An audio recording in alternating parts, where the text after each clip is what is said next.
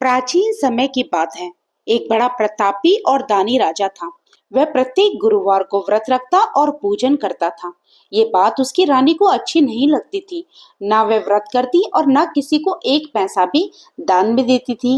राजा को भी वह ऐसा करने से मना किया करती थी। एक समय की बात है। राजा शिकार खेलने वन को चले गए। घर पर रानी और दासी थी।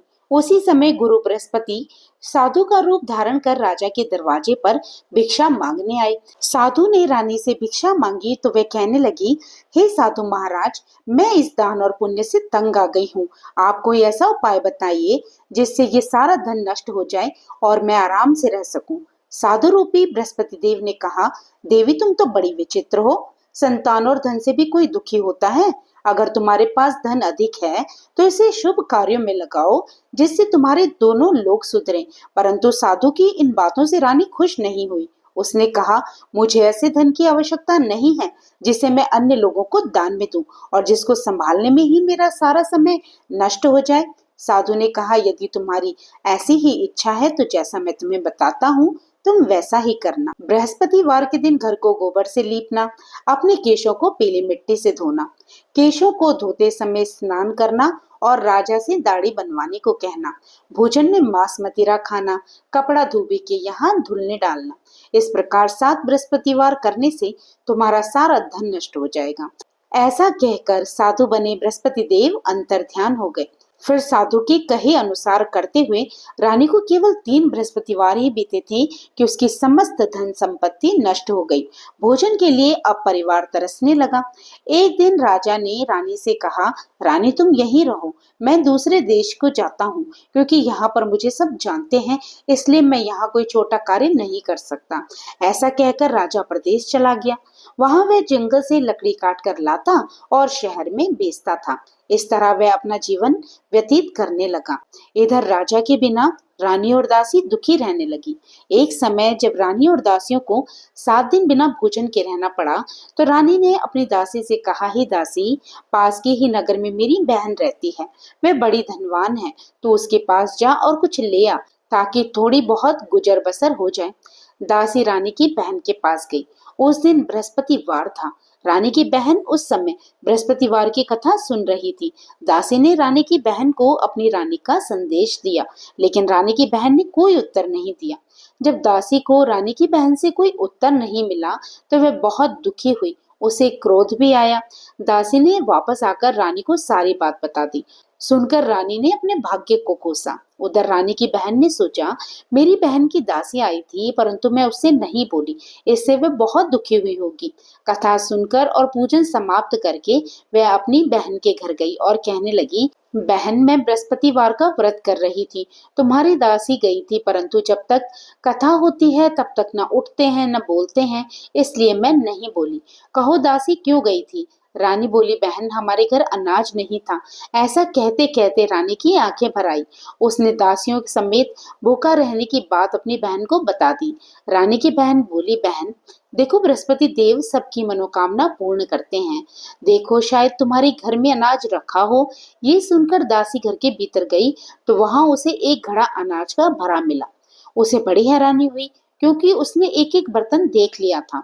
उसने बाहर आकर अपनी रानी को बताया। दासी रानी से कहने लगी, हे रानी, जब हमको अन्न नहीं मिलता तो हम व्रत ही तो करते हैं, इसलिए क्यों ना इनसे व्रत की विधि और कथा पूछ ली जाए, हम भी व्रत किया करेंगे। दासी के कहने पर रानी ने अपनी बहन से बृहस्पतिवार व्रत के बारे में पूछा। उसकी बहन ने बताया, बृहस्पतिवार के व्रत में चने की दाल और मुनक्का से विष्णु भगवान का केले की जड़ में पूजन करें और दीपक जलाएं, पीला भोजन करें और कथा सुने।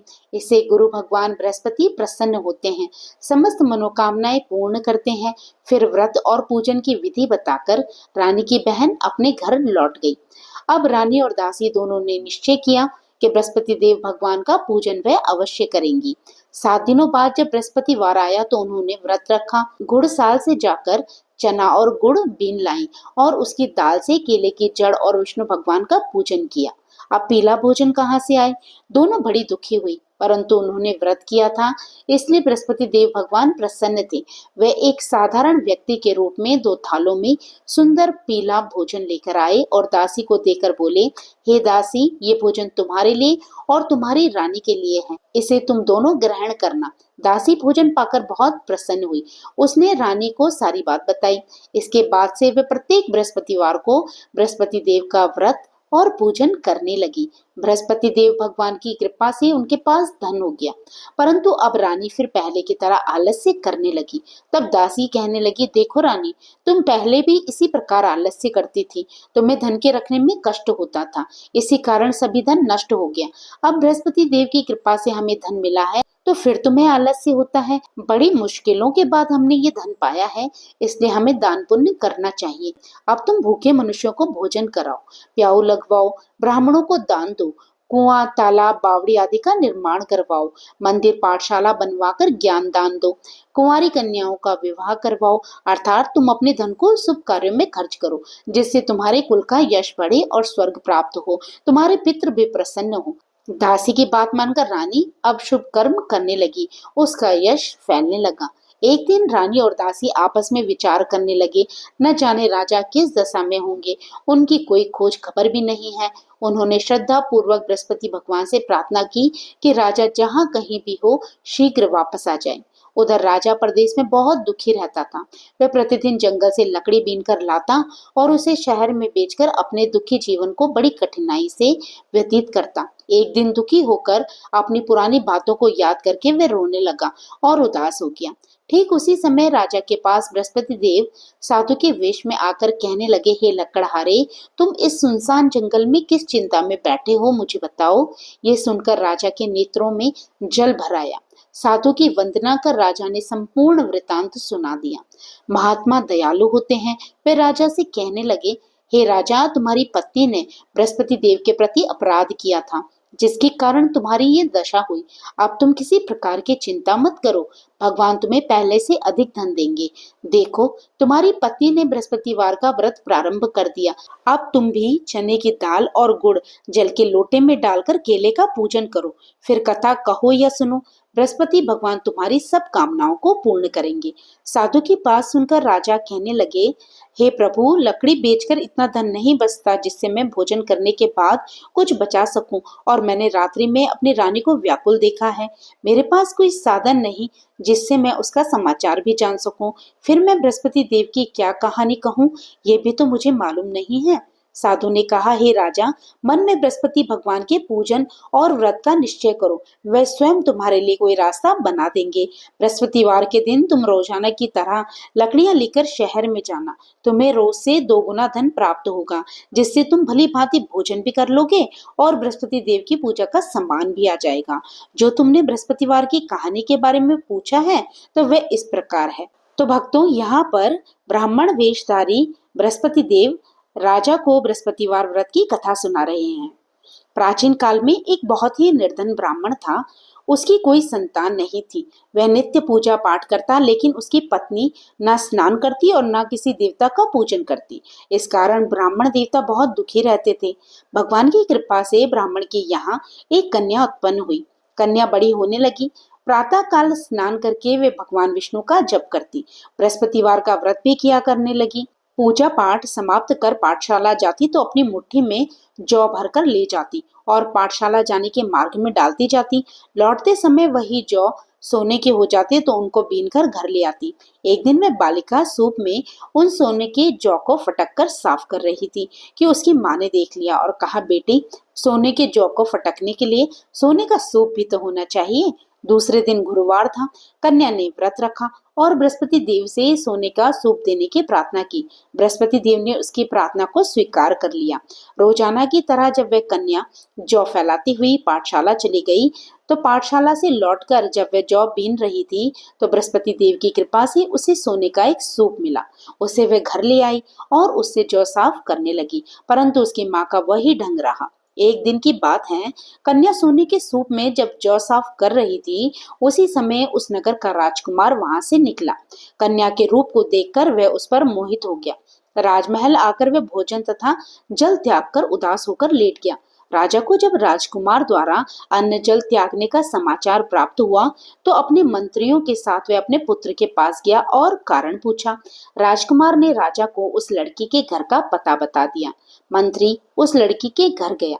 मंत्री ने ब्राह्मण के समक्ष राजा की ओर से निवेदन किया और जिस निवेदन को ब्राह्मण देवता ने स्वीकार कर लिया। फिर कुछ दिनों के बाद ब्राह्मण की कन्या का विवाह राजकुमार के साथ संपन्न हो गया। इधर कन्या के घर से जाते ही ब्राह्मण के घर में पहले की तरह गरीबी का निवास हो गया। एक दिन दुखी होकर ब्राह्मण अपनी पुत्री से मिलने गए। पुत्री ने पिता की अवस्था देखी और अपनी माँ का समाचार पूछा। ब्राह्मण देवता ने सभी हाल कह सुनाया। कन्या ने बहुत सा धन देकर अपने पिता को विदा किया, लेकिन कुछ दिनों बाद फिर वही हाल हो गया। ब्राह्मण फिर अपनी कन्या के यहाँ गया और सभी हाल कह सुनाया। तो पुत्री कहने लगी, हे पिताजी, अब की बार आप माताजी को यहाँ लिवा लाओ, मैं उन्हें विधि बता दूंगी जिससे गरीबी दूर हो जाए। ब्राह्मण देवता अपनी पत्नी को साथ लेकर अपनी पुत्री के पास राजमहल पहुंचे तो पुत्री अपनी माँ को समझाने लगी, माँ, तुम प्रातः काल स्नान आदि करके विष्णु भगवान का पूजन करो तो सब दरिद्रता दूर हो जाएगी। परंतु उसकी माँ ने उसकी एक बात भी नहीं मानी। वह तो प्रातः काल उठकर अपनी पुत्री का बचा जूठन खा लेती थी। एक दिन उसकी पुत्री को बहुत गुस्सा आया। उसने अपनी माँ को एक कोठरी में बंद कर दिया। प्रातः उसे स्नान आदि करा के पूजा पाठ करवाया तो उसकी माँ की बुद्धि ठीक हुई। इसके बाद वे नियम से पूजा पाठ करने और प्रत्येक बृहस्पतिवार को व्रत रखने लगी। इस व्रत के प्रभाव से मृत्यु के बाद वह स्वर्ग को गई। वह ब्राह्मण देवता भी सुख पूर्वक इस लोक का सुख भोग कर स्वर्ग को प्राप्त हुए। तो इस प्रकार राजा को बृहस्पतिवार की कथा सुनाकर वह ब्राह्मण देवता अंतर्ध्यान हो गए। धीरे धीरे समय बीतने लगा और फिर बृहस्पतिवार का दिन आया। राजा जंगल से लकड़ी काटकर शहर में बेचने गया। उसे उस दिन और दिनों से अधिक धन मिला। राजा ने गुड़ चने लाकर बृहस्पतिवार का व्रत किया। उस दिन से उसके सभी कलेश दूर हुए। परंतु जब अगला गुरुवार आया तो वह बृहस्पतिवार का व्रत करना भूल गया। इस कारण बृहस्पति भगवान नाराज हो गए। उस दिन उस नगर के राजा ने विशाल यज्ञ का आयोजन किया था। उसने अपने समस्त राज्य में घोषणा करवा दी थी कि समस्त जनता मेरे यहाँ भोजन करने आए, किसी के घर चूल्हा न जले। जो इस आज्ञा को नहीं मानेगा उसको फांसी की सजा दे दी जाएगी। राजा की आज्ञा के अनुसार राज्य के सभी लोग राजा के भोज में सम्मिलित हुए, लेकिन लकड़हारा कुछ देर से पहुंचा, इसलिए राजा उसको अपने साथ महल में ले गए। जब राजा लकड़हारे को भोजन करा रहे थे तो रानी की दृष्टि उस खूंटी पर पड़ी जिस पर उसका हार लटका हुआ था। उसे हार खूंटी पर लटका दिखाई नहीं दिया। रानी को विश्वास हो गया कि मेरा हार इस लकड़हारे ने ही चुरा लिया और उसी समय सैनिक बुलवाकर लकड़हारे को जेल में डलवा दिया। लकड़हारा जेल में सोचने लगा, न जाने कौन से पूर्व जन्म के कर्म से मुझे ये दुख प्राप्त हुआ है, और जंगल में मिले साधु को याद करने लगा। तत्काल बृहस्पति देव साधु के रूप में प्रकट हो गए और कहने लगे, अरे मूर्ख, तूने बृहस्पति देव की कथा नहीं की, इसी कारण तुझे दुख प्राप्त हुआ है। अब चिंता मत कर, बृहस्पतिवार के दिन जेल खाने के दरवाजे पर तुझे 4 पैसे पड़े मिलेंगे। उनसे तू बृहस्पति देव की पूजा करना, तेरे सभी कष्ट दूर हो जाएंगे। अगले बृहस्पतिवार उसे जेल के द्वार पर 4 पैसे मिले। राजा ने पूजा का सामान मंगवाकर कथा कही और प्रसाद बांटा। उसी रात में बृहस्पति देव ने उस नगर के राजा को स्वप्न में कहा, हे राजा, तूने जिसे जेल में बंद किया है उसे कल छोड़ देना, वह निर्दोष है। राजा प्रातः काल उठा और खूंटी पर हार देखकर लकड़हारे को बुलाकर उससे क्षमा मांगी। राजा के योग्य सुंदर वस्त्र आभूषण भेंट कर उसे विदा किया। गुरुदेव की आज्ञा के अनुसार राजा अपने नगर को चल दिया। राजा जब नगर के निकट पहुंचा तो उसे बड़ा ही आश्चर्य हुआ, क्योंकि नगर में पहले से अधिक बाग, तालाब और कुएं तथा बहुत सी धर्मशालाएं, मंदिर आदि बने हुए थे। राजा ने पूछा, ये किसका बाग और धर्मशालाएं हैं? तब नगर के सभी लोग कहने लगे, ये सब रानी और दासी द्वारा बनवाए गए हैं। राजा को आश्चर्य हुआ और गुस्सा भी आया कि उसकी अनुपस्थिति में रानी के पास इतना धन कहां से आया होगा। जब रानी ने ये समाचार सुना कि राजा आ रहे हैं तो उसने अपनी दासी से कहा, हे दासी, देख, राजा हमको कितनी बुरी हालत में छोड़ गए थे, वे हमारी ऐसी हालत देखकर लौट न जाएं, इसलिए तू दरवाजे पर खड़ी हो जा। रानी की आज्ञा के अनुसार दासी दरवाजे पर खड़ी हो गई और जब राजा आए तो उन्हें अपने साथ महल में लिवा लाई। तब राजा ने क्रोध करके अपनी तलवार निकाली और पूछने लगा, बताओ ये धन तुम्हें कैसे प्राप्त हुआ? तब रानी ने सारी कथा कह सुनाई। रानी की ये बात सुनकर राजा ने निश्चय किया कि मैं प्रत्येक दिन में 3 बार कथा करूंगा और रोज व्रत किया करूंगा। अब तो हर समय राजा के दुपट्टे में चने की दाल बंधी रहती और वे दिन में 3 बार कथा कहता। एक दिन राजा ने विचार किया, चलो अपनी बहन के यहाँ हो आता हूँ। इस तरह निश्चय कर राजा घोड़े पर सवार होकर अपनी बहन के यहाँ चल दिया। रास्ते में उसने देखा कुछ आदमी एक मुर्दे को लिए जा रहे हैं। उन्हें रोककर राजा कहने लगा, अरे भाइयों, मेरी बृहस्पति की कथा सुन लो। वे बोले, लो, हमारा तो आदमी मर गया, इसको अपनी कथा की पड़ी है। परंतु कुछ आदमी कहने लगे, अच्छा कहो, हम तुम्हारी कथा भी सुनेंगे। राजा ने दाल निकाली और कथा कहनी शुरू कर दी। जब कथा आधी हुई तो मुर्दा हिलने लगा और जब कथा समाप्त हुई तो राम राम करके वे मनुष्य खड़ा हो गया। राजा आगे बढ़ा। उसे चलते चलते शाम हो गई। आगे मार्ग में उसे एक किसान खेत में हल चलाता मिला।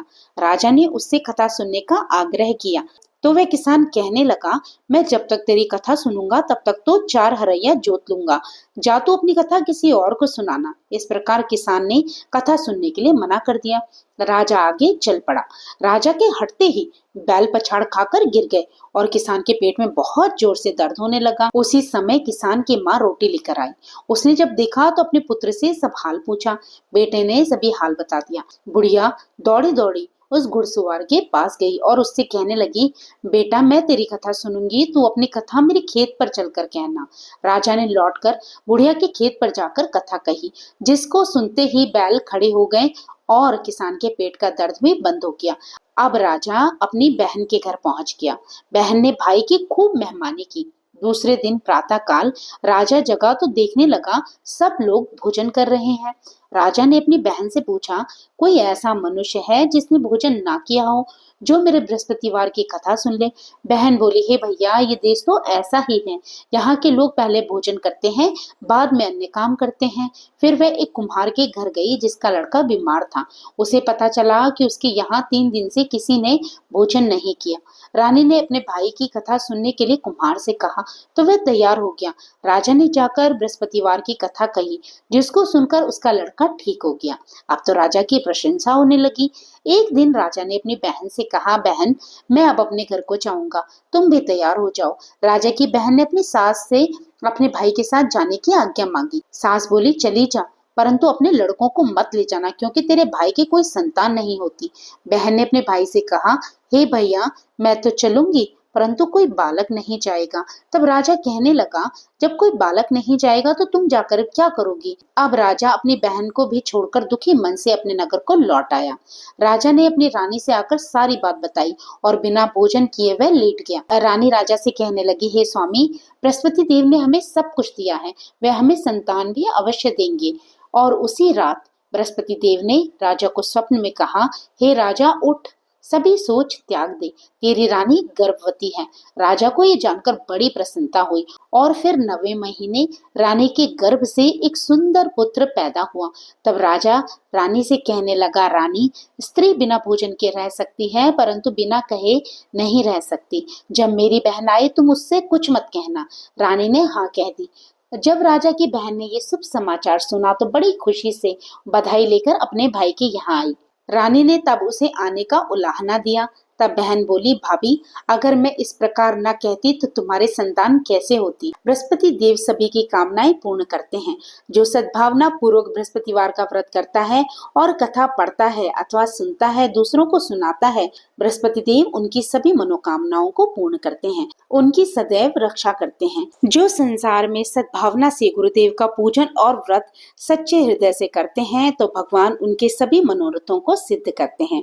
जैसे सच्ची भावना से रानी और राजा ने बृहस्पति देव की कथा का गुणगान किया तो उनकी सभी इच्छाएं बृहस्पति देव ने पूर्ण की। इसलिए अनजाने में भी बृहस्पति देव की कभी उपेक्षा न करें।